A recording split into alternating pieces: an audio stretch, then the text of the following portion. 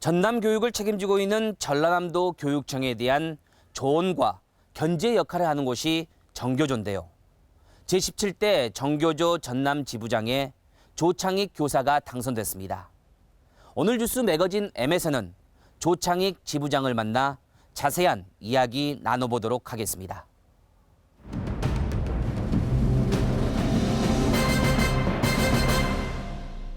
네, 지부장님 안녕하십니까? 네, 안녕하십니까? 이제 새해부터 임기가 시작되시는데요. 앞으로 포부 있으시면 한 말씀 부탁드리겠습니다.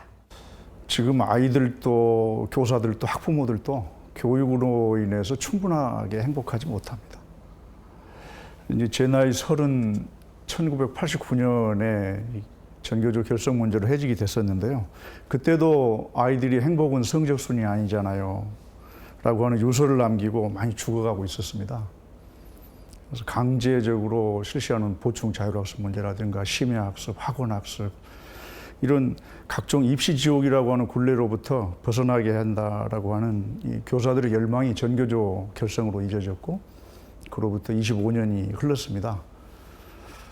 그러나 지금 되돌아보면은 더욱더 입시 경쟁은 격화되었고 아이들의 삶은 그 굴레로부터 전혀 벗어나지 못하고 있는 비극적 상황이 계속되고 있습니다. 지금 전교조 전남지부가 이런 그 교육의 불행이 계속될 수 있는 부분을 어떻게 극복을 하고 보다 나은 교육의 희망으로 거듭날 수 있을지에 대해서 고민을 하고 있습니다. 그래서 잠 좀 자자, 밥 좀 먹자라고 하는 이 구호가 사라지는 그런 교육 현장을 만들기 위해서 노력을 하고 싶습니다. 네, 9시 등교 문제 사회적 이슈였는데요. 정교조 전남 지부의 입장은 어떤가요? 이 등교 문제는 본질적으로 이 교육적 측면에서 아이들의 그 인간 본원적 삶을 회복하자. 요즘 말로 표현하자면 비정상을 정상으로 되돌리자는 취지에서 제기되었고 법적으로 거부할 명분이 없는 사안이기도 합니다. 정교조가 협의기구가 왜 필요한지에 대해서 제안 설명을 했고 구성원들이 공감을 했습니다. 그러나 도교육청이 도교육청의 입장 정리가 충분히 되지 않았다라고 하는 이유로 해서 다음 1월 중순경에 다시 만나서 논의를 진행하기로 했습니다. 전교조는 9시 등교를 일시에 또 강제적으로 진행하는 방식이 아니고 이 도교육청이 적극 권장을 하고 또 단위학교 구성원들이 탄력적으로 논의를 교육적으로 진행하는 가운데서 안착시킬 수 있는 이런 진행 방식을 주장을 하고 있습니다. 그래서 대체적으로 이제 학생들의 그 등교 시간을 현재 시간보다는 좀 늦추고 최소한 8시 반 이후로 그래서 영교시를 제한하자라고 하는 취지에서 지금 주장을 하고 있습니다. 정교조 법의 노조 문제 있지 않습니까? 지금 어떻게 진행되고 있는지 궁금합니다.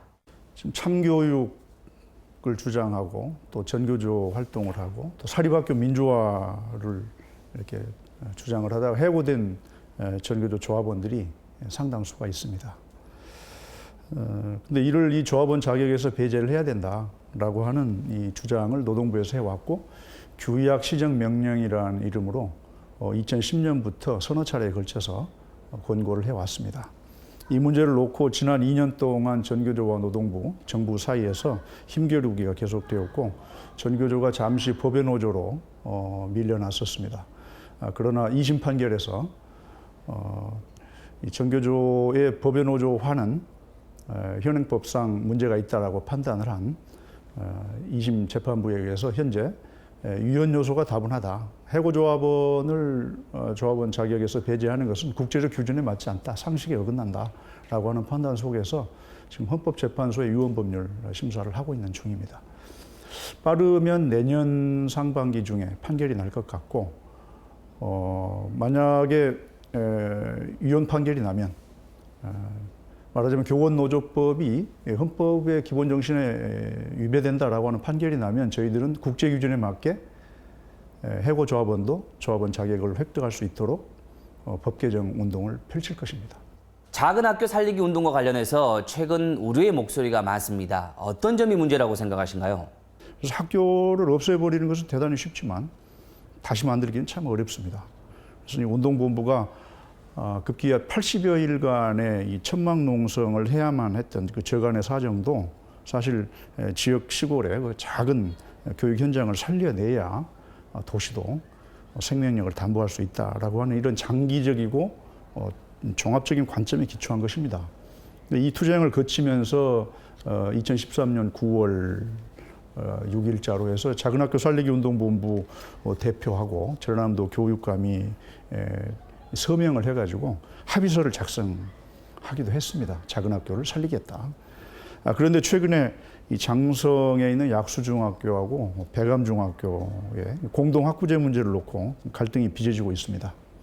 근데 애초에 교육감께서 이 교육 관련 단체 관계자들과 동석한 자리에서 최소 2년 정도의 유예 기간을 두고 생각을 하면서 추진하지 않기로 했던 그 약속을 저버리고 최근에 도의회에 상정을 했어요.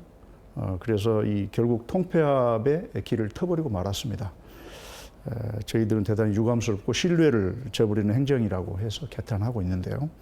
참으로 안타깝고 실망스러운 사태가 진행되고 있습니다. 교육계에 크고 작은 비리들이 끊이지 않고 있습니다. 어떤 점이 변해야 되고 어떤 게 문제라고 생각하십니까? 참 인사가 만사다, 뭐 인사 비리, 또 뭐 각종 관급 봉사, 뭐 대형 비리도 있고, 또 시설 비리, 또 예산 운용 관련 비리도 있고, 교재 교구 비리, 또 이권 챙기기, 뭐 뇌물 수수, 부끄러울 정도로 많은 비리와 사고가 교육 현장에서 발견되어 온 게 사실입니다. 이게 이제 문제의 심각성을 잘 인식하고 있기 때문에 전남뿐만이 아니라 이 전국적으로 이 고질적인 비리를 척결하기 위해서 청렴 선서를 하고 청렴 교육을 진행을 하고 또 내부 정화 작용을 강화하고 있는 중입니다. 하지만 근본적인 차원에서 해소되지 않고 있는 현실을 인정하지 않을 수 없는 것인데요.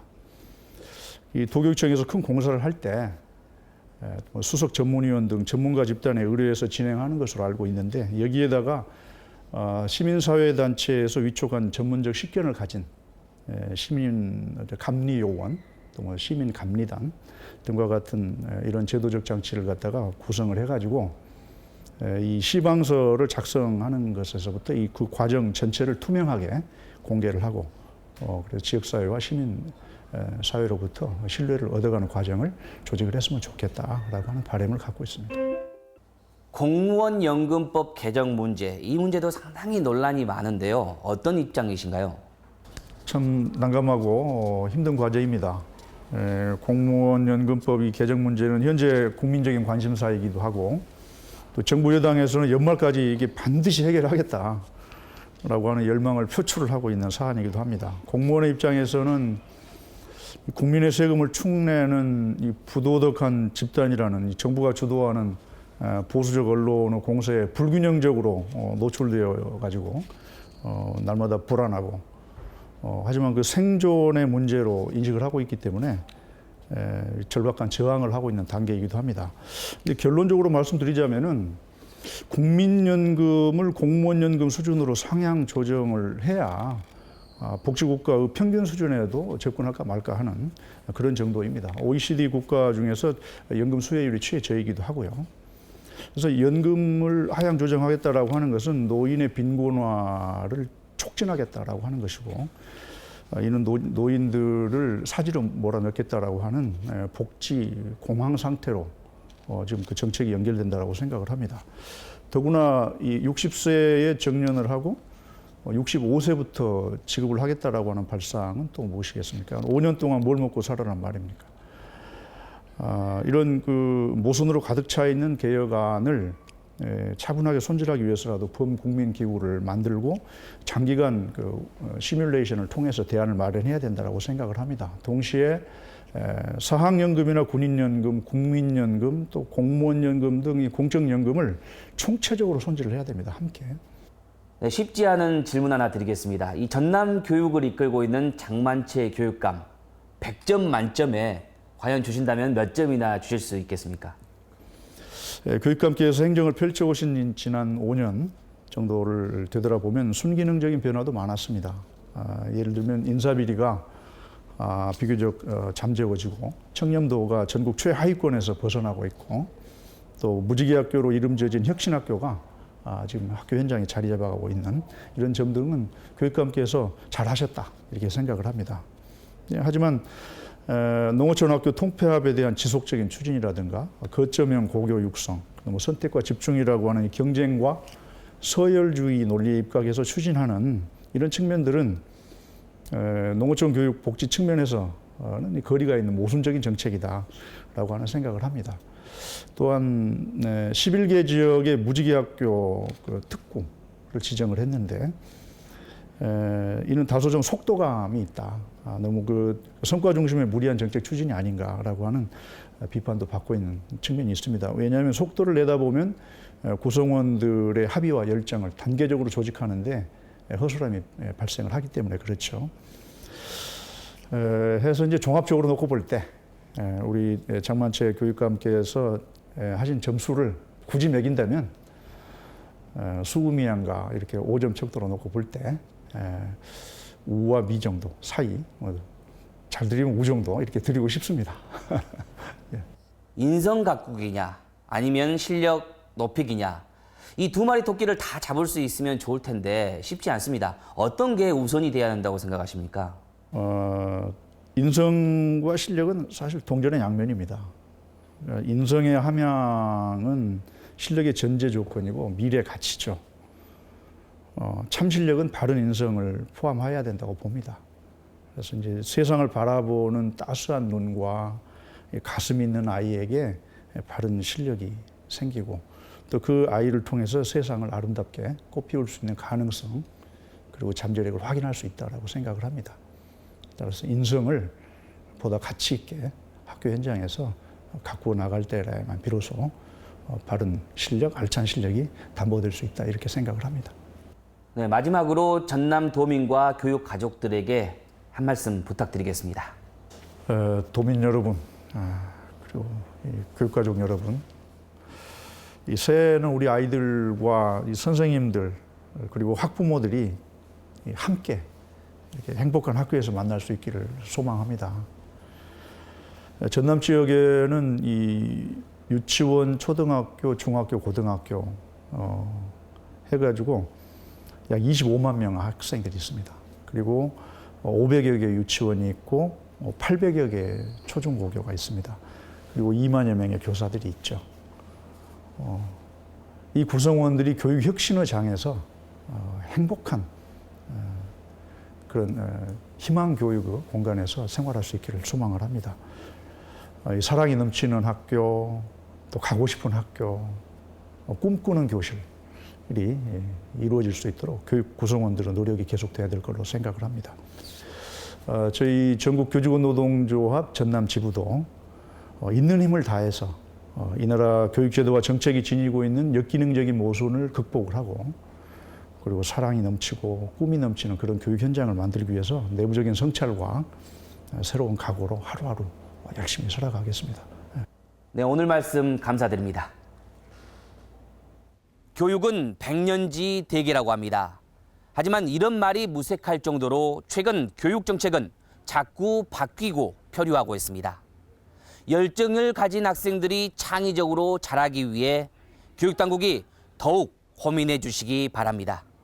뉴스 매거진엠 모두 마치겠습니다.